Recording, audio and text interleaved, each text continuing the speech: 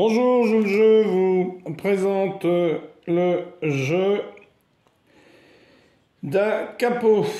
Donc c'est un jeu de bluff pour 2 à 5 personnes à partir de 8 ans. Donc si vous jouez à 5 joueurs, eh bien vous disposez le jeu comme ceci sur la table. Avec un pot d'une couleur au milieu et puis 3 pots pour chaque joueur. Ici on jouerait à 5 joueurs. Chaque joueur a 16 billes dans un pot. Et chaque joueur va tenter de remplir le maximum de ses bols pour atteindre en premier le bol orange. Grâce à son flair pour miser juste et à sa capacité de bluffer ses partenaires de jeu. Alors, le bol noir est déposé, alors ici il est orange, au centre de la table.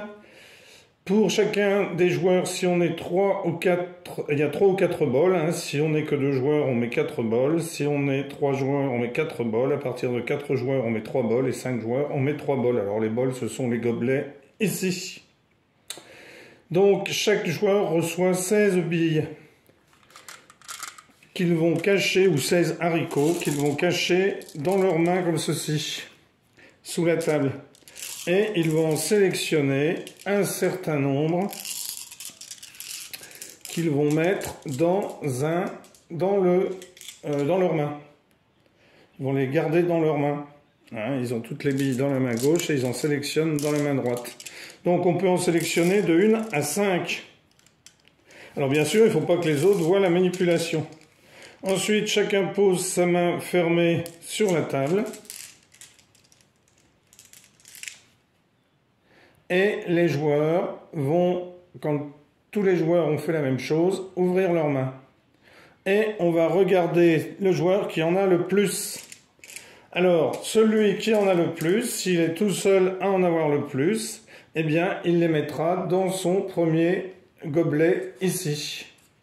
Donc, si un joueur, par exemple, a sélectionné 4, hein, celui-ci, imaginons qu'il en ait sélectionné 4 et qu'aucun autre joueur en ait sélectionné 4, qu'il y en a un qui en a sélectionné 3, lui 2, lui 3, eh bien, comme il est le seul à en avoir 4, il va mettre les 4 dans le premier gobelet.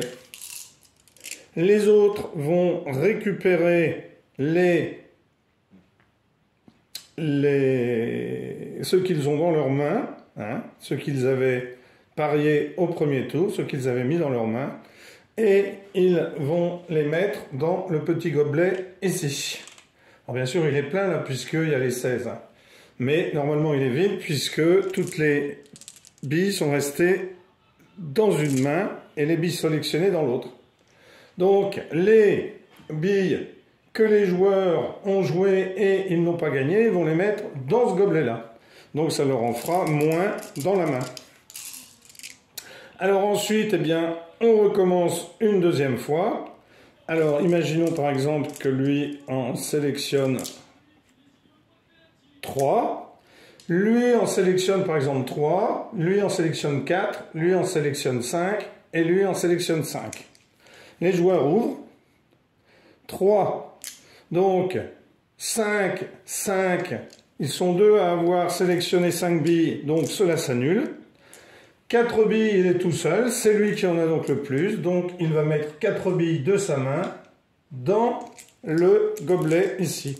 Et moi, les billes, je les ai perdues, donc je les mets ici. Et il me reste cela.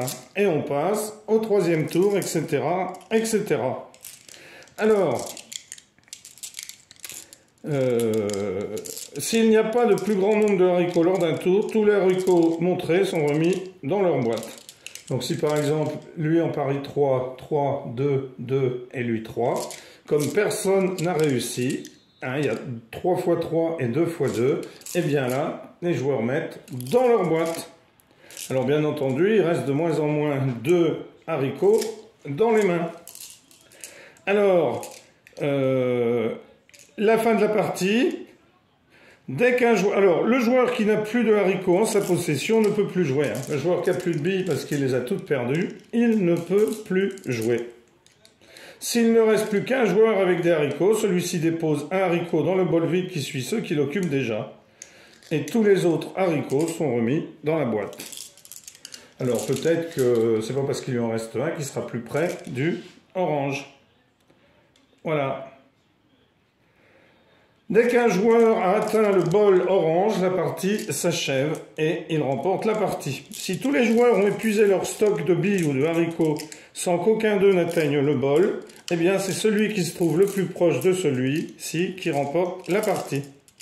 Si deux ou plusieurs joueurs sont arrivés au même point, c'est alors le joueur qui a utilisé le moins de haricots pour en arriver là qui remporte la partie.